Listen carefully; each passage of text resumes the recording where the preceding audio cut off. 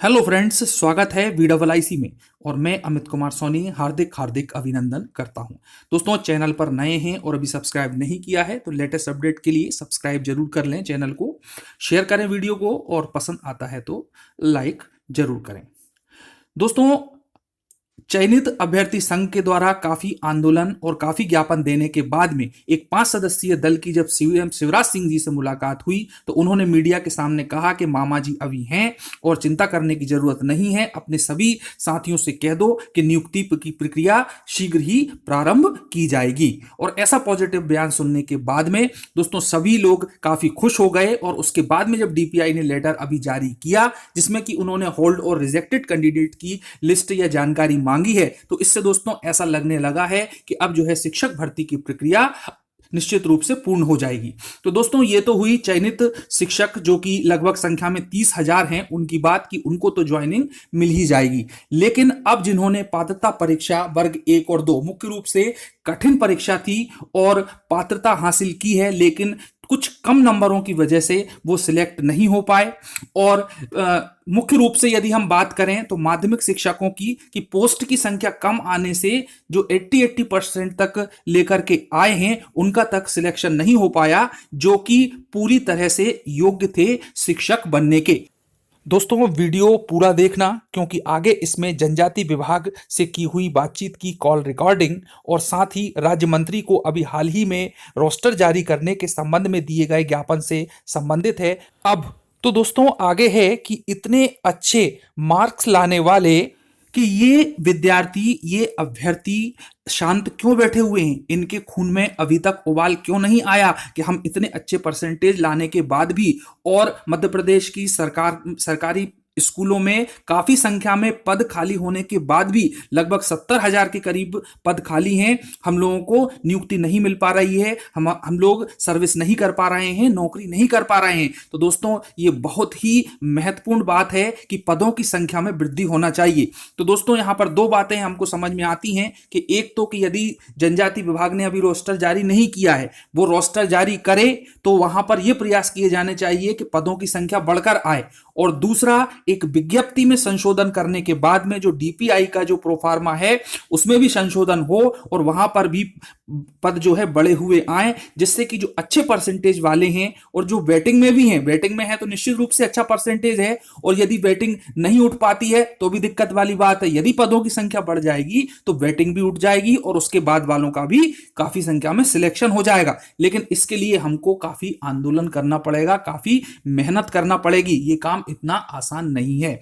लेकिन दोस्तों इसके लिए शुरू से ही संघर्षरत रहने वाले हैं पात्रता संघ के जो संयोजक हैं और शिक्षित बेरोजगार संघ के रंजीत गौर जी। उन्होंने काफी कुछ सघन और गहन प्रयास किए हैं इसके लिए, ताकि पदों में वृद्धि हो सके, विज्ञप्ति में संशोधन हो सके और स्थायी शिक्षकों की नियुक्ति हो सके जितने भी पद खाली हैं। तो दोस्तों सबसे पहले हम उन खाली पदों के बारे में बात कर लेते हैं और पात्र अभ्यर्थियों की बात कर लेते हैं कि क्या क्या फायदा हो सकता है यदि पद बढ़ते हैं। तो पहले दोस्तों आइए डालते हैं थोड़ा सा इस पर एक प्रकाश, फिर मैं बात करूंगा उन आंदोलनों की जिन पर काफी कुछ सघन और गहन प्रयास किया गया इनके द्वारा। देखिए दोस्तों, जैसा कि आप सब लोग ये देख सकते हैं कि इतने उम्मीदवारों ने उत्तीर्ण की परीक्षा, तो उच्चतर माध्यमिक के लिए पात्र उम्मीदवार रहे कितने, 43,723। उच्चतर माध्यमिक शिक्षक के पद कितने हैं, 15,000।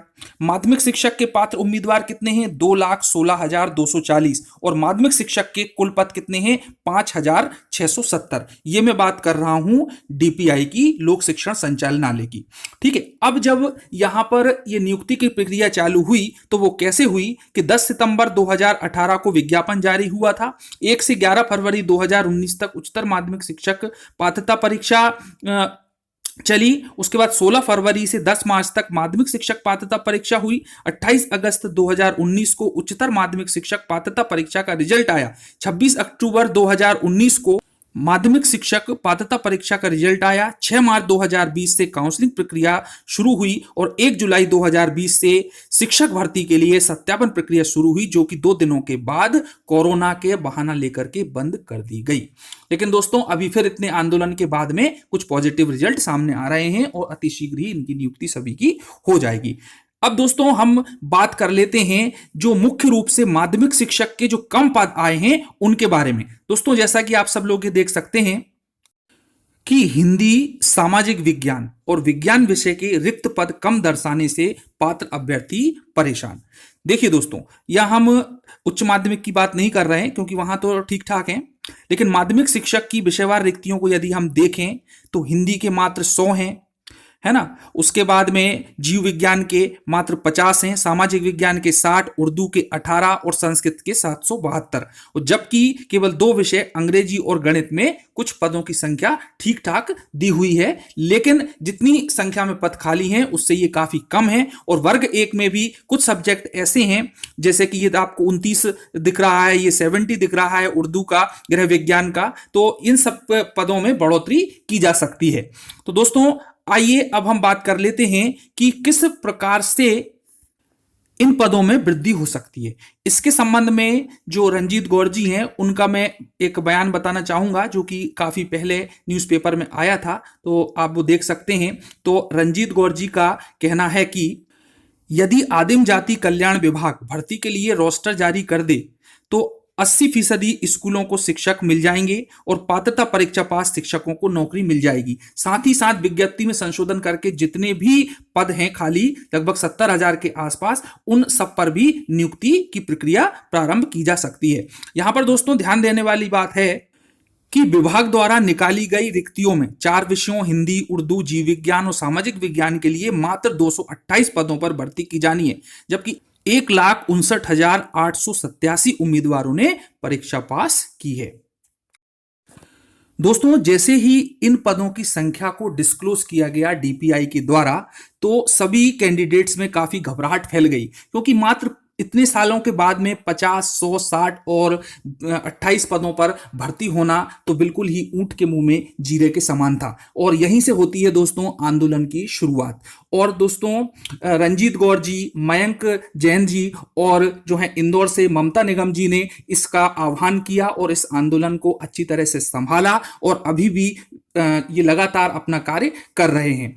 और लगभग 2 सालों से जहां पर भी शिक्षा विभाग से संबंधित कोई मंत्री आते हैं या किसी ऑफिसर से मिलना हो, प्रशासनिक अधिकारी से मिलना हो जो कि इससे संबंधित है, तो वहां पर ये गए और कई घंटों धूप में खड़े रह करके ज्ञापन दिया और अपनी बातों को मनवाने का, अपनी बातों को कहने का उन्होंने लगातार प्रयास किया है। और दोस्तों यही नहीं, हमारे भारत में आने वाले बहुत ही महत्वपूर्ण ओकेजन्स, नेशनल ओकेजन्स, जैसे कि 26 जनवरी, 15 अगस्त, हिंदी दिवस, महात्मा गांधी की जयंती, उसके बाद में भगत सिंह की जयंती, मानवाधिकार आयोग दिवस, इन सब ओकेजन्स पर भी जाकर के एक पूरा आयोजन के साथ में, पूरी उत्साह और जोश के साथ में वहां पर आने वाले मंत्रियों को, वहां पर आने वाले संबंधित प्रशासनिक अधिकारियों को ज्ञापन दिया है और अपनी बात को रखा है।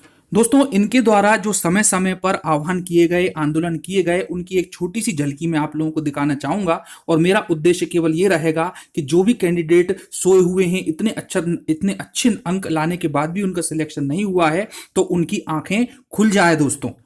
और जो 2,30,000 पात्र कैंडिडेट बचे हैं, यदि 70,000 पोस्ट जो कि खाली हैं वो किसी भी तरह से फिल कर ली जाती हैं, तो काफी संख्या में ये परसेंटेज गिर जाएगा और लगभग 60 से 65% वाले तक कैंडिडेट का सिलेक्शन इसमें हो जाएगा। तो आइए दोस्तों दिखाते हैं वो छोटी सी झलकियां।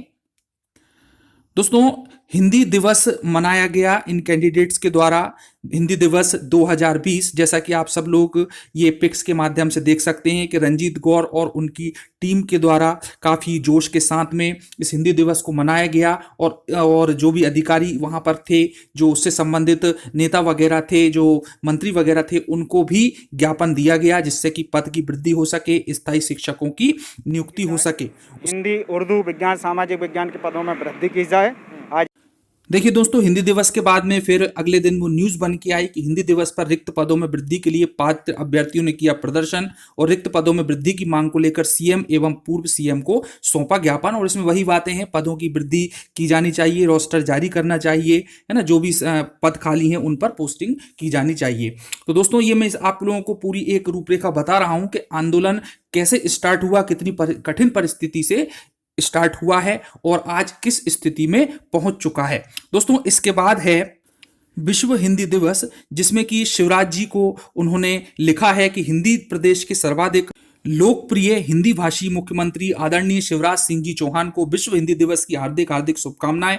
साथ ही साथ एक निवेदन की मध्य प्रदेश की स्थायी शिक्षक भर्ती 2018 में हिंदी भाषा की उपेक्षा की जा रही है, सिर्फ और सिर्फ विदेशी भाषा को महत्व दिया जा रहा है। अतः आपसे अनुरोध है कि शिक्षक भर्ती की विज्ञप्ति की निष्पक्षता से जांच हो एवं हिंदी सहित अन्य भारतीय विषय एवं भाषाओं को महत्व देते हुए स्थायी शिक्षकों की भर्ती शीघ्र हो। जैसा कि आप ये टीम के द्वारा पिक्स के माध्यम से इनको देख सकते हैं। उसके बाद दोस्तों फिर मनाया गया राष्ट्रीय युवा दिवस। 12 जनवरी स्वामी विवेकानंद की जयंती, और जो है 12 जनवरी राष्ट्रीय युवा दिवस पर विवेकानंद की जयंती पर भोपाल में प्रदर्शन किया गया और वहां पर भी जो भी मंत्री आए या जो भी पदाधिकारी आए उनको ज्ञापन दिया गया। और दोस्तों देखो, अगले दिन की न्यूज आई कि शिक्षक पात्रता परीक्षा उत्तीर्ण अभ्यर्थियों ने स्थायी शिक्षकों की भर्ती की मांग की, और इसमें भी वही सब बातें हैं। उसके बाद मनाई गई दोस्तों महात्मा गांधी की पुण्यतिथि, ठीक है। और इन महात्मा गांधी की पुण्यतिथि में वहां पर जो है महात्मा गांधी की मूर्ति पर जो है माला वगैरह पहनाई गई, और उसके बाद में जो कहा वो आप सुने। है राष्ट्रपिता महात्मा गांधी जी के नाम बेरोजगारी दूर करने के लिए हमारे 2-3 मुद्दे हैं कि मध्य प्रदेश में स्थायी शिक्षक भर्ती शीघ्र की जाए, मध्य प्रदेश के मूल निवासियों को पहले प्राथमिकता दी जाए, जो जितने भी रिक्त पद हैं उन सभी पर स्थायी भर्ती की जाए, हर विषय की पोस्टें बढ़ाई जाए। और यहां पर भी दोस्तों ज्ञापन के माध्यम से अपनी बात को कहा गया। उसके बाद दोस्तों भगत सिंह जी की जयंती पर भी कार्यक्रम किया और ज्ञापन दिया। तो वो भी बता दूं कि यहां पर जो है मानव श्रृंखला बनाई गई इनके द्वारा, और अपनी बात को पहुंचाने का प्रयास किया गया कि रिक्त पदों में वृद्धि की जाए, है ना। शिक्षित युवा बेरोजगारों के संयुक्त तत्वाधान में ये विरोध प्रदर्शन किया गया। उसके बाद में दोस्तों ये पिक्स आप देख सकते हैं कि प्रोफेशनल एग्जामिनेशन बोर्ड पर वहां पर भी ज्ञापन देने के लिए पहुंचे, और फिर मानव अधिकार दिवस पर भी इन्होंने काफी कुछ सरगर्मी दिखाई और यहां भी ज्ञापन वगैरह आंदोलन वगैरह किया। तो दोस्तों थोड़ा सा मैं इसका बता देता हूं कि सीएम हाउस पर पहुंचकर मुख्यमंत्री एवं राज्यपाल के नाम ज्ञापन पत्र सौंपकर रिक्त पदों पर भर्ती की मांग की। परीक्षार्थियों का नेतृत्व कर रहे रंजीत गौर ने बताया कि हमने प्रदेश के शासकीय स्कूलों में समस्त रिक्त पदों पर स्थायी शिक्षकों की भर्ती की मांग की है। अभ्यर्थियों ने अपने अधिकारों की रक्षा के लिए सीएम एवं राज्यपाल से गुहार लगाई है। तो दोस्तों देख सकते हैं आपके प्रोफेशनल एग्जामिनेशन बोर्ड में भी ये जो पेपर में आया है वो कटिंग है। और उसके बाद में जब दोस्तों काफी समय हो गया और उपचुनाव का माहौल था जैसा बीच में, तो वहां पर भी इन्होंने अपने विरोध प्रदर्शन के स्वरूप जो है ये घोषणा कर दी सभी लोगों ने मिलकर के कि अब जो है बेरोजगार जो संघ है उनके सदस्य भी चुनाव लड़ेंगे और बीजेपी को हटाने का प्रयास करेंगे, क्योंकि इतनी मेहनत करने के बाद भी कोई परिणाम सामने आता हुआ नजर नहीं आ रहा है। दोस्तों अब हम बात कर लेते हैं जनजाति विभाग के रोस्टर से संबंधित।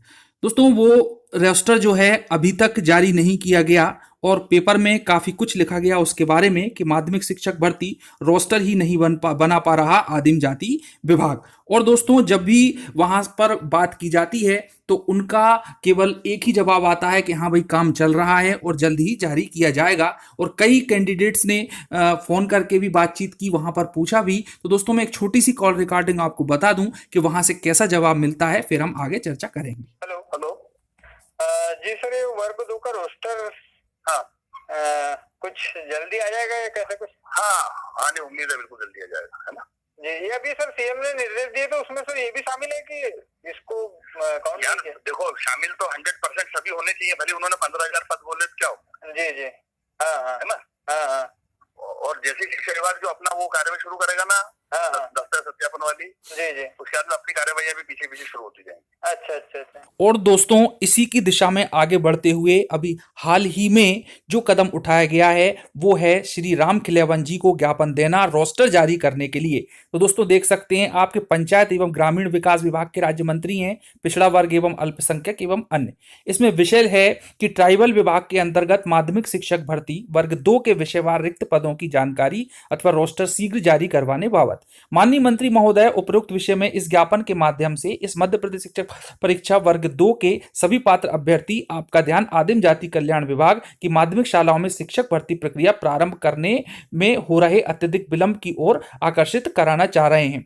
और जो दोस्तों इस विलंब के कारण हम सभी अभ्यर्थी बहुत ही चिंतित और मानसिक रूप से परेशान हैं। पिछले 2 वर्षों से हम सभी बेरोजगारी की समस्या से ग्रस्त हैं और अब इन विपरीत परिस्थितियों में और धैर्य रखना मुश्किल होता जा रहा है। अतः आपसे विनम्र अनुरोध है कि इस विषय को गंभीरता पूर्वक संज्ञान में लेकर ट्राइबल विभाग को त्वरित कार्रवाई करने के लिए निर्देशित करें कि वह बिना किसी विलंब के माध्यमिक शिक्षक भर्ती रोस्टर शीघ्र जारी करे। धन्यवाद। तो दोस्तों अभी तक आपने देखा कि कितने सघन और गहन प्रयास किए गए हैं रंजीत गौर, मयंक जैन और उनकी टीम के द्वारा, जिससे कि सभी जो भी कैंडिडेट लाखों की संख्या में बचे हैं लगभग 2,30,000 के आसपास, उन सबको लाभ मिल सके और जो बहुत अच्छे नंबरों से पास हुए हैं, जो बैटिंग में भी हैं और जिन्हें निश्चित रूप से शिक्षक बन जाना चाहिए, उनका भी भला हो सके। तो दोस्तों ये एक छोटी सी जानकारी थी जिससे कि सभी लोगों की आंखें खुलें और ये सब कैंडिडेट, ये सब विद्यार्थी सामने आए, आगे आए